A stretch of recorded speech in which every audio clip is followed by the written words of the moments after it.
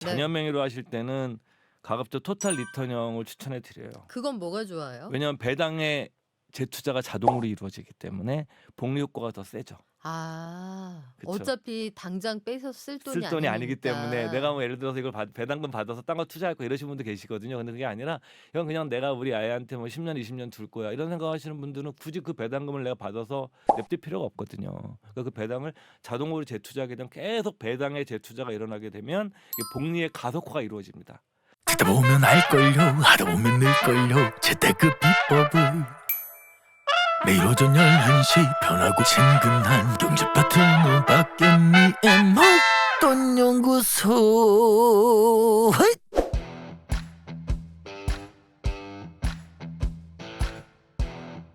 도움되는 상식, 돈 되는 지식으로 빼곡하게 채워진 편의점입니다.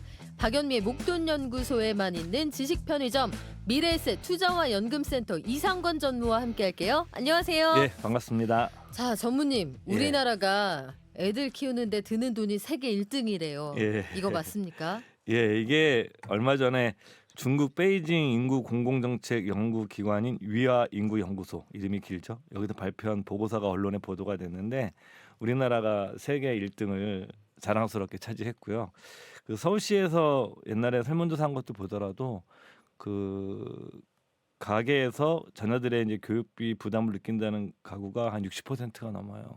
그러니까 사실은 실제로 그렇고 이게 우리나라는 여기서 끝나는 게 아니라 그 자녀들이 결혼할 때 이 주택까지도 들어가잖아요. 아, 그러니까요. 예. AS가 끝이 없어요. 예, 제 후배 중에 하나가 네. 그러더니 이럴 줄 알았으면 애 하나만 낳을 걸 하면서 이제 후회하는 친구가 있습니다. 나 50이 네. 다 돼서 왜냐면 형 돈이 너무 많이 들어 정말. 그래서 자기 아들 둘인데 결혼을 시킬 때 답이 안 나와 이런 얘기를 하더라고요. 그러니까 굉장히 사실은 우리나라가 이 자녀 리스크란 말처럼 그 자녀들을 교육시키고 건전한 성인으로 사회에 내보내 나가게 하고 그 다음에 이제 이들이 자기만의 독자적인 결혼 생활을 하는 데까지 들어가는 비용이 너무 크죠. 아니, 전무님은 어떠세요? 이렇게 전문가들도 자녀를 교육할 때 들어가는 비용 이런 거 굉장히 리스크로 느끼십니까? 사실은 많이 들죠. 이게 예전에 어떤 분이 비유를 하셨는데 영화관에서 앞에 사람이 일어나서 보면 뒷사람도 일어나서 봐야 되는 것처럼 그런 식의 것이 현재 우리나라 교육이다. 왜냐하면 앞에 사람이 안 보이니까 계속 일어나는 거죠. 그러니까 이 교육을 사교육을 하면 사실적으로 일시적으로 그다음에 일정 기간 동안 사교육을 받은 아이들이 안 받은 아이들보다 평균적으로 성적이 좋을 수밖에 없어요. 그거는 자원이 많이 투입이 되니까. 그러니까 그리고 이제 이런 자원 투입 경쟁 자체가 이 교육 시장에서 일어나는 거거든요. 이게 이제 미국에서는 어떤 표현을 쓰냐면 이제 교육 입찰 경쟁이라는 표현을 씁니다. 교육 입찰 예, 경쟁. 그래서 사실은 어떤 사회주의적 교육 시스템이 아니라 이 자본주의적 교육 시스템을 갖고 있는 나라들에서 학군이 좋은 곳에 주택 가격이 비싼 것은 공통적인 현상 중에 하나예요. 그러니까 이게 단순하게 교육비로 끝나는 거 아니라 이 주거 비용까지 전화되는 현상들이 미국에서 있었고 이걸 분석했던 개념이 교육 입찰 경쟁이라는 표현이었었는데 네. 당연히 이제 이런 구조에서는 다 부담을 느낄 수밖에 없겠죠. 음, 저도 마찬가지고요. 그러면 애들 교육비부터 시작해서 우리 어린 자녀들 이 예. AS 끝날 때까지 뭔가 이 병참에 들어갈 비용을 마련할 예. 상품, 준비 이런 거 필요할 것 같은데요? 그래서 오늘은 가정의 달이고 그래서 그 자녀 명의의 평생 절세 통장을 만들어 주자. 이런 내용을 준비해 갖고 왔습니다. 그래서 뭐 자녀 명의의 어린이 전용 상품이 따로 있는 것이 아니라 연금 저축 계좌를 자녀 명의로 가입하시면 아, 그거를 평생 절세 통장으로 활용하실 수가 있어요. 아, 그래요. 자녀 명의로도 연금 저축 계좌를 만들 수가 있어요? 예, 많은 분들이 아시는 분은 아시는데 의외로 많이 모르세요. 그 연금 저축 계좌는 가입 자격 제한이 없습니다. 아, 진짜요? 예. 이거는 어른들만 할 수 있는 줄 예, 알았거든요. 많은 분들이 이제 노후 준비하는 사람만 가입하는 거라고 생각하시지만 그 연금저축 계좌는 가입 자격이 대한민국 국민이면 누구나가 다 가입할 수 있는 상품입니다. 이게. 또 우리가 뭐 예를 들어서 뭐 청약 통장 같은 경우는 몇 세가 넘어야 뭐 청약을 받을 수 있어. 네. 그다음에 뭐 ISA 계좌는 우리가 방송에서 한번 드렸지만 이건 내가 소득이 있어야 돼. 뭐 이런 식 기준들이 있거든요. 근데 연금저축 계좌는 가입 자격 제한이 없습니다. 우리 상품을 인출할 때 어떻게 인출해야 되느냐? 가입 금액 이런 제한만 있고 가입 자격 제한은 없다고 보시면 돼요. 자녀 명의로 연금저축계좌를 만든다. 이게 평생 절세 통장이다 이런 별명도 있다고 하는데 요거 왜 그렇습니까? 그러니까 이게 뭐냐면은 그 연금저축 계좌의 그 제한 조건은 어떤 거냐면 아까 말씀드린 것처럼 가입 자격 제한은 없어요. 그러니까 나중에 이게 뭐냐면 55세 이후에 내가 55세 이후에 내가 연금을 받을 것. 그러면 당신이 연금 소득세만 내면 돼. 3.3에서 5.5 저율 과세를 해줄게. 근데 만약에 일시금 찾으면 16.5% 토해내. 이렇게 하는 규정이 있는 거거든요. 그리고 두 번째로는 이게 10년 이상 불입해야 돼. 그러니까 10년 이상 불입하고 55세 이후에 연금으로만 찾으면 아무 조건이 없는 거예요. 그렇기 때문에 뭐냐면 첫 번째 이게 왜 비과세 혜택을 뭐냐면 첫 번째 그 중간에 내가 예금이라든가 뭐 아니면 펀드라든가 ETF를 샀을 거 아니에요. 그럼 발생한 수익이 있잖아요. 이게 보통 우리가 이 수익을 실현하는 시점에 과세가 되지만 연금 저축 계좌 안에 들어가 있기 때문에 수익이 실현되더라도 과세가 55세 이후에 이연이 되죠.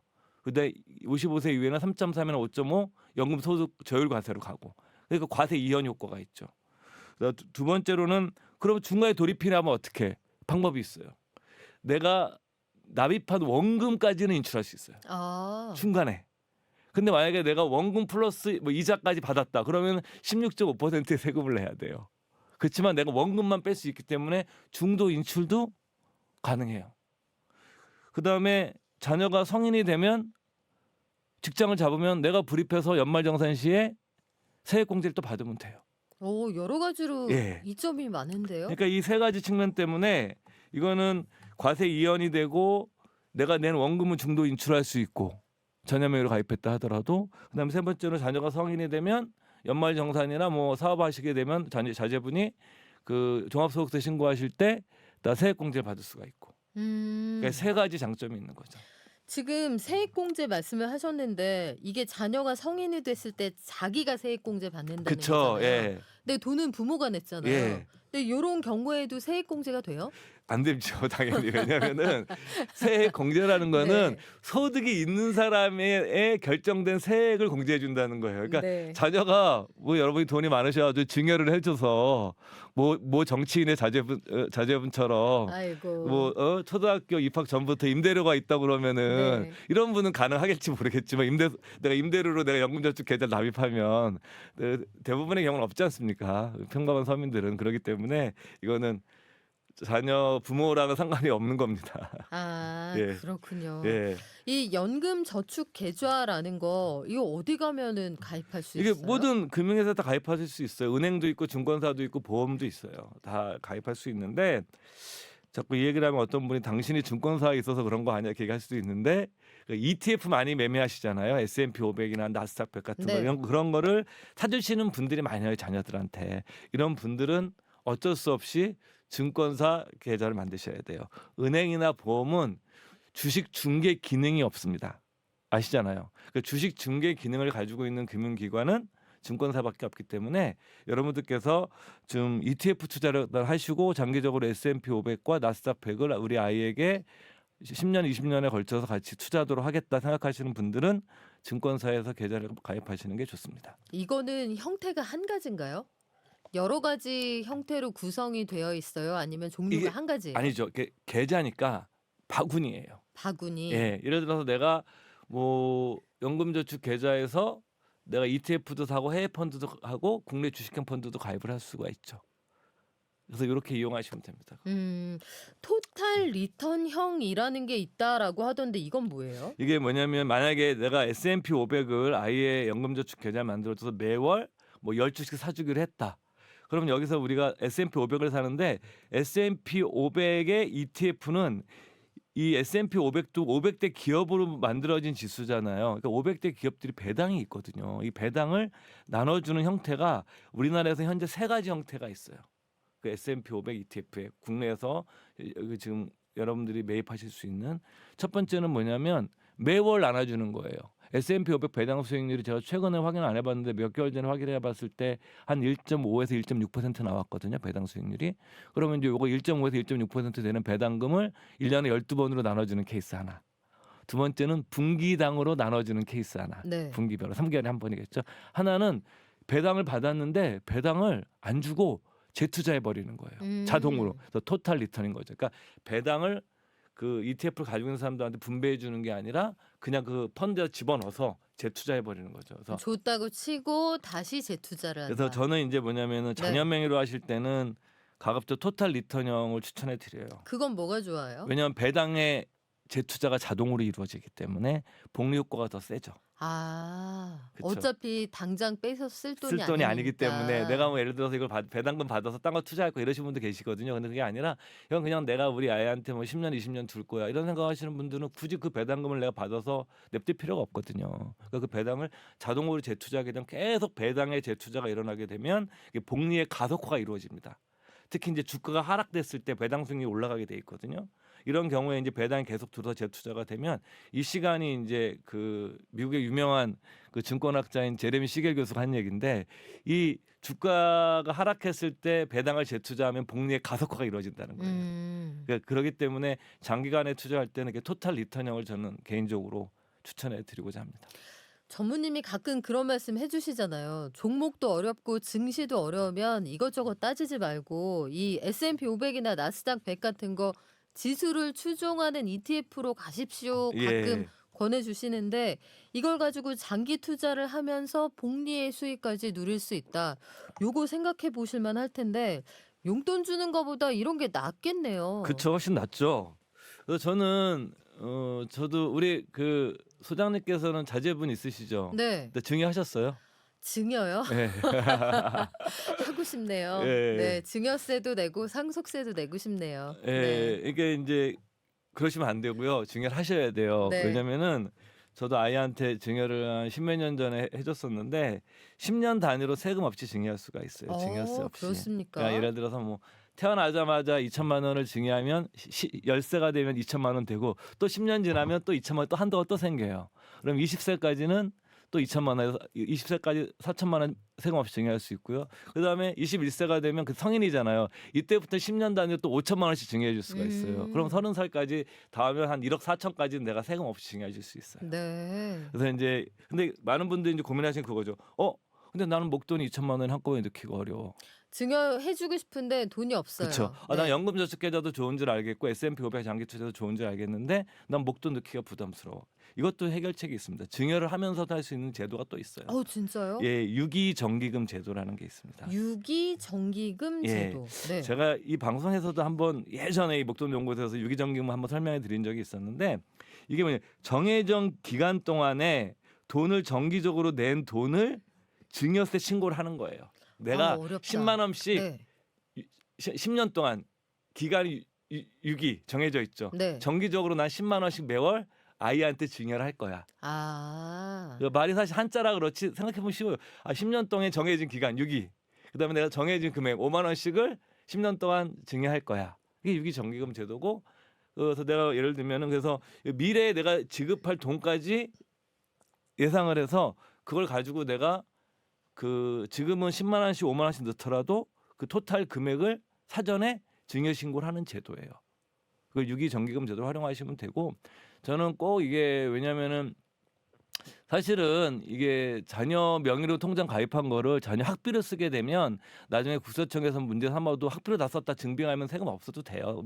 우리가 뭐 서민들이 한 뭐 5천만 원 이런 모으는 정도의 금액은 저 세무사한테 물어보니까 근데 사실 이걸 왜 자꾸 전 증여하시는 말씀 드리냐면 그래야 아이에게 투자 교육도 관심을 시킬 수 있고 아이도 같이 만약에 이제 ETF를 같이 살 수도 있거든요. 아이한테 알려주면 아기가 뭐 10만 원씩 더 네가 사라고 해줄 수도 있거든요. 물론 이제 이게 그 뭐 학교 다닐 때 할 수 없겠지만 증시 열리는 시간에 뭐 또 예약 주문 제도도 요즘은 있으니까 네. 이런 거 활용해서 아이가 이 투자 과정에 참여를 시키시려고 그러면 제 생각엔 증여해서 아이의 명의로 돼 있는 게 훨씬 더 효과적이거든요.